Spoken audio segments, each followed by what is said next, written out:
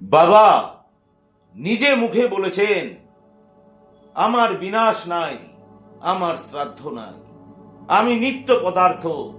এই আমি হলাম গীতায় বর্ণিত সেই পরমাত্মা। এই আমি হলাম গীতায় বর্ণিত সেই পরমাত্মা। অস্ত্র যাহাকে ছেদন করিতে অসমর্থ, অগ্নি যাহাকে প্রজ্বলিত করিতে অক্ষম, বরুণ যাহাকে আর্দ্র করিতে অসফল, বায়ু যাহাকে শুষ্ক করিতে বিফল কাম। বাবা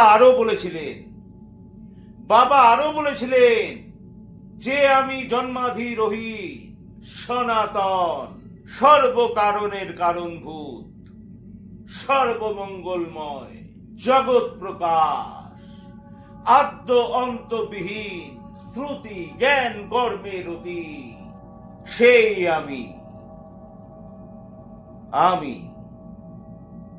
সেই আমি। জয় বাবা লোকনাথ, জয় বাবা লোকনাথ, জয় বাবা লোকনাথ।